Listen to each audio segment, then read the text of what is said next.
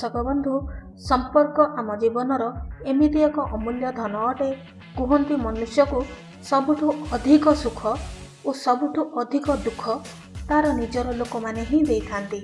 मु केबे सुनिनी केबे काहाकू अडी कार मिलानी कि घर मिलानी से मरीगला। हाँ मु एक कथा निश्चय शुणी जे ताकू भल पाइबा मिलानी से मरीगला किंबा आत्महत्या करदेला। Relationships are very important but केबे आमे एहाकू बुझी पारि न थाउ आउ मिसअंडरस्टैंडिंग स्टार्ट हो जाय थाए। किंतु किछि लोक भाबंती मु बड़ मो परी केही होई परिबे नाही, मु एई काम कर देबी, मु से काम कर देबी एमिति कही निजर प्रशंसा निजे करंती आउ फास्ट लोकंकर विश्वास जितंती, तांको दुर्बलतार फायदा उठांती। कोन पई why do people consider themselves big? ए काम लोकंकर छाड़ी दियंतु लोकंक उपरे। जेतेबेले लोकंक मुहरु बा सुनिबे सेतेबेले अधिक आत्मसंतोष मिलिबो। छाड़ी दियंतु निजर प्रशंसा करबा। जदि भगवान प्रसन्न हो जांती आउ आमको कहंती तुमको जहा मागिबार अछि माग, धन दौलत गाड़ी बंगला मु सबु देबी, बट मोर गोटे कंडीशन ए सब उपभोग करबाकू तुमे एका थिबो,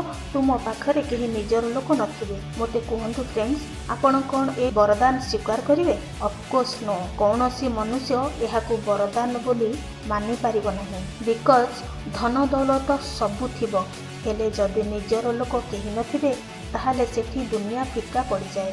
स्वामी विवेकानंद कहिछन्ति जे मनुष्यर सबुठारु बड़ मिसअंडरस्टैंडिंग रो कारण हेउची जे मनुष्य सबुबेले एहा चाहे जे मु जेमिति सामना व्यक्ति ठीक सेमिति होइथिबो, किंतु ना सामना व्यक्ति अलगा अटे, तार लालन पालन अलगा होइथाए, तार बैकग्राउंड अलगा।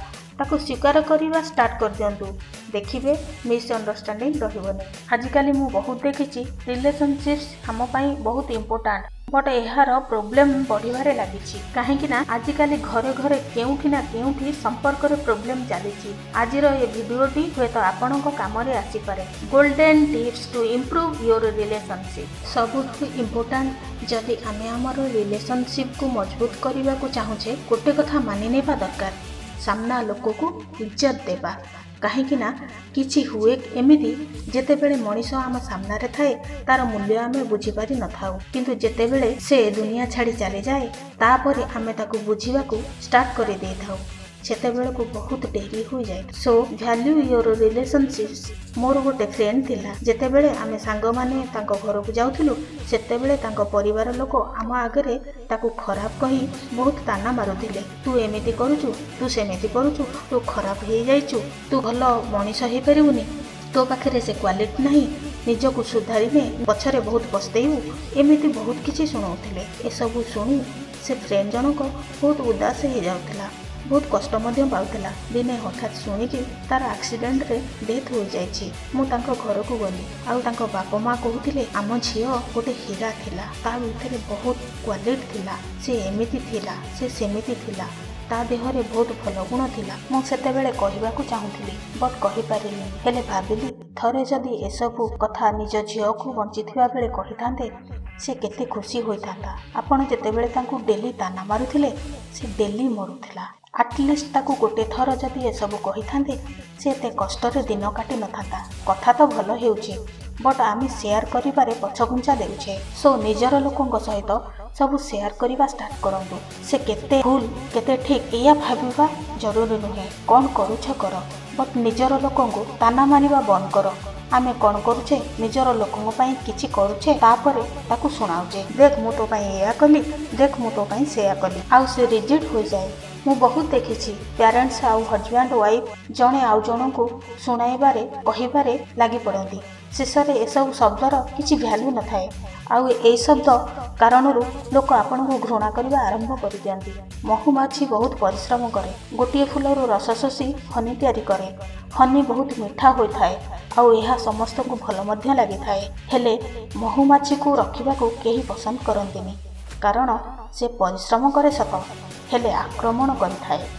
आउ जेतेबेले आपण निजर लोकंकु ताना मारंती दैट मीन्स आपण आक्रमण करुछंती। हेइथाइ पारे आपणकर काम महुपरी, हेले जदि ताना मारिबा अभ्यास थाए निजर लोक भी आपणଙ୍କ ठारू दूरे जिवे। बेले बेले आमर बिहेवियर एते भूल होइथाए, भूल शब्द सह व्यवहार भी लोकंकु निजर ठारू दूरे देइथाए।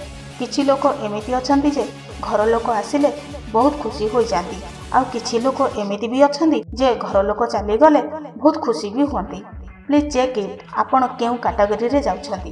ରିଲେସନସିପ୍ରେ ମୁଁ ସବୁବେଳେ କୁହେ କି ନିଜର ରିମୋଟ୍ ନିଜ ହାତରେ ରଖ। ପ୍ରାୟ ଟାଇମ୍ ଆମେ କ'ଣ କରୁଛେ, ଆମ ରିମୋଟ୍ ସାମ୍ନାବାଲାକୁ ଦେଇ ଦେଉଛେ। ଏବେ ରିମୋଟ୍ ତା ହାତରେ, ତା ଇଚ୍ଛା ହସାଉ କି କନ୍ଦାଉ। ସେ ହସାଇଲା ଆପଣ ହସିବେ, ସେ କନ୍ଦାଇଲା ଆପଣ କାନ୍ଦିବେ, ସେ ଏମିତି କିଛି କଲା ଆପଣ ରାଗିବେ। କ'ଣ ପାଇଁ ନିଜର ରିମୋଟ୍ ଅନ୍ୟ ହାତକୁ ଦେଲେ, ପରେ ପସ୍ତେଇଲେ। ଏବେ ମୁଁ ଗୌତମ ବୁଦ୍ଧଙ୍କର ଗୋଟିଏ ସୁନ୍ଦର ଏକ୍ଜାମ୍ପଲ୍ ଦେଉଛି ଶୁଣନ୍ତୁ। ଜଣେ ଲୋକ ଗୌତମ ବୁଦ୍ଧଙ୍କୁ ବହୁତ ଘୃଣା କରୁଥିଲା। ଆଉ ଦିନେ ସେ ମନରେ ସ୍ଥିର କଲା ଗୌତମ ବୁଦ୍ଧ ସାଙ୍ଗରେ ଆଜି ଝଗଡ଼ା କରିବି ହିଁ କରିବି। ଆଜି ତାକୁ ଦେବି ପାନି, ଆଜି ତାହାର ଦିନକୁ ମୋର ଦିନ। ଯେମିତି ଗୌତମ ବୁଦ୍ଧଙ୍କୁ ସେ ଦେଖିଲା ଗାଳି ପରେ ଗାଳି କରି ଚାଲିଲା। ଏମିତି କରିଛୁ, ତୁ ସେମିତି କରିଛୁ, ଏମିତି କହି ସମସ୍ତଙ୍କ ସାମ୍ନାରେ ଅପମାନିତ କରି ଚାଲିଲା। ଏତେ କହିଲା ପରେ ବି ଗୌତମ ବୁଦ୍ଧ ଶାନ୍ତିର ସହକାରେ ବସି ବସି ହସୁଥିଲେ ଆଉ ଏସବୁ ଶୁଣୁଥିଲେ। ଏହା ଦେଖି ସେ ଲୋକଟି ରାଗରେ କହିଲା, ମୁଁ ତତେ ଏତେ ଶୁଣଉଛି, ତୁ ତାପରେ ବି ହସୁଛୁ। ଗୌତମ ବୁଦ୍ଧ କହିଲେ, ମୁଁ ହସୁଛି, ତାର ଗୋଟେ ରିଜିନ୍ ଅଛି। ସେ ଲୋକ କହିଲା, କ'ଣ ରିଜିନ୍ ଅଛି? ଗୌତମ ବୁଦ୍ଧ ଶାନ୍ତ ହୋଇ କହିଲେ, ତୁମେ କିଛି ନା କିଛି କାରଣ ନେଇ କାହାର ନା କାହାର ଘରକୁ ଯାଉଥିବ। ସେ କହିଲା, ହଁ। ଗୌତମ ବୁଦ୍ଧ କହିଲେ, ତୁମେ କାହା ଘରକୁ ଗଲେ ମିଠା କିମ୍ବା କିଛି ଉପହାର ନେଇକି ଯାଅ ମଧ୍ୟ। ସେ କହିଲା, ହଁ, କିନ୍ତୁ ୟା ସହ ତୁମ ହସିବାର କ'ଣ ସମ୍ପର୍କ ଅଛି?